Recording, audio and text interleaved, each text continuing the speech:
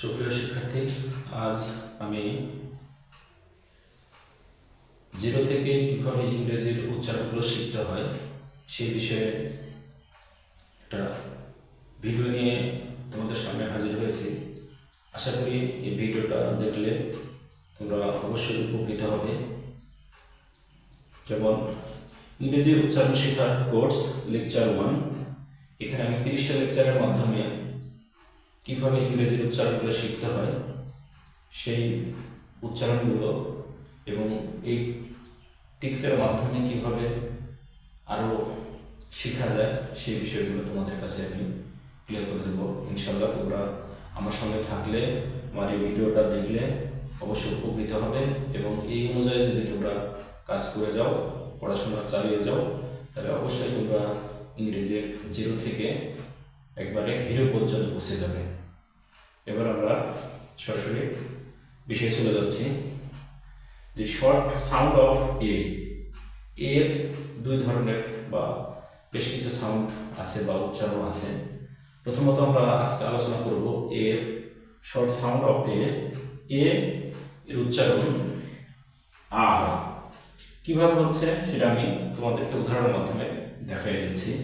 যে দেখো এখানে দেখা আছে কি bat, bat, bat, bat, bat, cat, cat, that, fun, fat, gas, hat, has, jab, lad, mat, man, mat. প্রিয় শিক্ষার্থী, তোমরা দেখতে পাচ্ছ যে এখানে প্রত্যেকটা ওয়ার্ডের মাঝখানে কিন্তু এ আছে এবং এর উচ্চারণগুলো যেমন ব্যাড, ব্যাড, এ হচ্ছে bad, bad, bad, bat, bat. তাহলে দেখো, এবং প্রত্যেকটা ওয়ার্ডের মাঝখানে যেহেতু এ আছে এবং এর উচ্চারণগুলো সব জায়গাতে হয়ে যাচ্ছে কি এ। তাইলে এখানে দেখো, এখানে আছে একটা consonant, vowel, consonant, consonant, vowel, consonant, consonant, vowel, consonant, consonant, vowel, consonant. প্রত্যেকটা ওয়ার্ডে এইভাবে আছে যে দুইটা কনসোনেন্টের মাঝে এ অবস্থান করলে তখন এ এর উচ্চারণ হবে এ। আবার বলছি, দুইটা কনসোনেন্টের মাঝে যদি এ থাকে তাহলে সেই এর উচ্চারণ হবে এ। যেমন, এবং সেই উচ্চারণের একটা শর্ট পদ্ধতি হচ্ছে সিভিসি। সিভিসি অর্থ হচ্ছে সি, এই সি মানে কনসোনেন্ট, ভি মানে ভাওয়েল, এই সি মানে কনসোনেন্ট। তাহলে দুইটা কনসোনেন্টের মাঝে যদি ভাওয়েল থাকে বা দুইটা কনসোনেন্টের মাঝে যদি এ থাকে তাহলে সে এর উচ্চারণ হবে আ। এইভাবে আমরা দেখতে পাচ্ছি যে প্রত্যেকটা ওয়ার্ডের মাঝখানে যেহেতু এ আছে এবং দুই পাশে দুইটা কনসোনেন্ট আছে, এই কারণে এই এর উচ্চারণগুলো হচ্ছে আ। তারপরে যেমন cat, cat, cat, consonant, vowel, consonant, cat. এইভাবে প্রত্যেকটা উচ্চারণে আমরা পেয়ে যাচ্ছি যে সিভিসি এই রুলসের মাধ্যমে আমরা খুব সহজে বুঝতে পারবো যে কোথায় এর উচ্চারণ এ হবে। এবং পরবর্তীতে আরো কিছু এক্সাম্পলের মাধ্যমে আমি বিষয়টাকে ক্লিয়ার করার চেষ্টা করেছি।